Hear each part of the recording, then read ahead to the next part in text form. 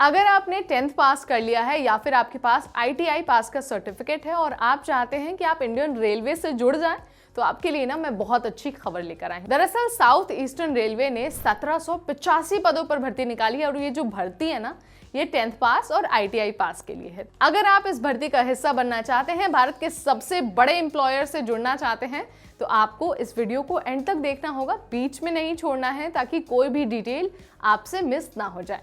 तो चलिए one by one सारी चीजें आपको बता देते हैं।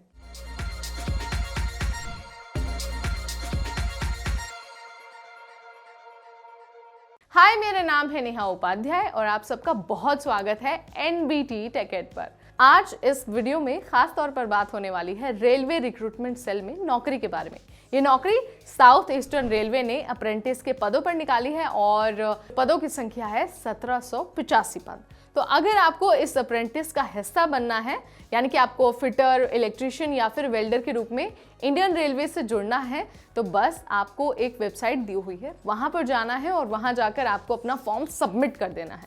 वेबसाइट है www.rrcser.co.in। यहाँ पर जाने के बाद आपको अपनी डिटेल्स अपलोड करनी है, कुछ डॉक्यूमेंट्स जो आपसे पूछे जाएंगे, मांगे जाएंगे, उसे अपलोड करना है और आपका फॉर्म सबमिट हो जाएगा।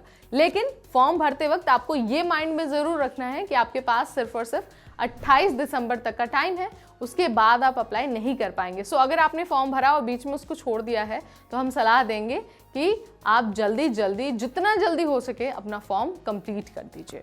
अब आप कहेंगे कि भाई कौन से उम्मीदवार अप्लाई कर सकते हैं, तो जैसे कि मैंने आपको पहले ही बता दिया था वीडियो में, 10th पास और ITI पास। सो अगर आपके पास 50% मार्क्स के साथ 10th पास का सर्टिफिकेट है और आपने ITI का सर्टिफिकेट लिया है, तो आप साउथ ईस्टर्न रेलवे के इस अप्रेंटिस भर्ती के लिए ना अप्लाई कर सकते हैं। बशर्ते आपकी एज होनी चाहिए 15 से 24 साल, यानी कि इससे कम और इससे ज़्यादा नहीं होनी चाहिए। अगर होती है तो आप अप्लाई नहीं कर पाएंगे। लेकिन जो रिजर्व कैटेगरी के उम्मीदवार होंगे ना, उनको एज लिमिट में भी छूट दी जाएगी। एक बार अप्लाई करने से पहले नोटिफिकेशन से गो थ्रू जरूर हो जाए, ताकि आपको योग्यता और उम्र सीमा से रिलेटेड सारी चीजें बहुत आसानी से पता चल जाए। ठीक है, क्योंकि यहाँ पर हम सारी चीजें तो आपको नहीं बता पाएंगे, लेकिन आपको क्या करना है, नोटिफिकेशन पर जाना है और नोटिफिकेशन में सारी चीजें बहुत अच्छे से एक्सप्लेन की गई हैं। तो आपको क्या करना है, वेबसाइट पर जाना है, फॉर्म भरना है और साथ ही फॉर्म भरने से पहले ना एक बार नोटिफिकेशन डाउनलोड जरूर कर लेना है। और जैसा कि आपको पता ही है, फॉर्म भरते वक्त ना आपको फीस भी देनी होगी।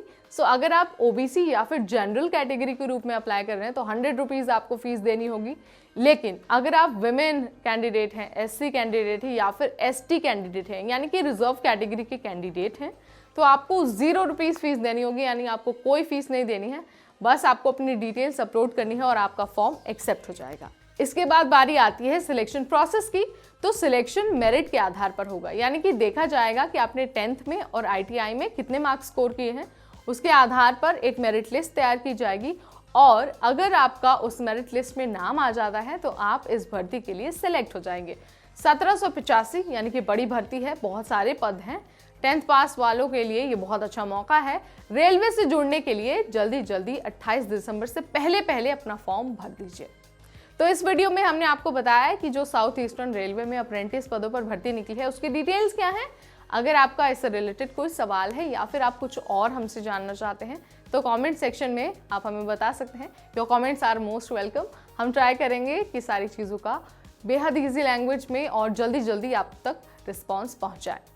अगर आपको नौकरी से रिलेटेड या फिर करियर से रिलेटेड, एग्जाम से रिलेटेड या फिर रिजल्ट से रिलेटेड ऐसे ही अपडेट्स और जानने हैं, तो यही वो चैनल है जो आपको सारी चीज़ें बहुत जल्दी बताएगा।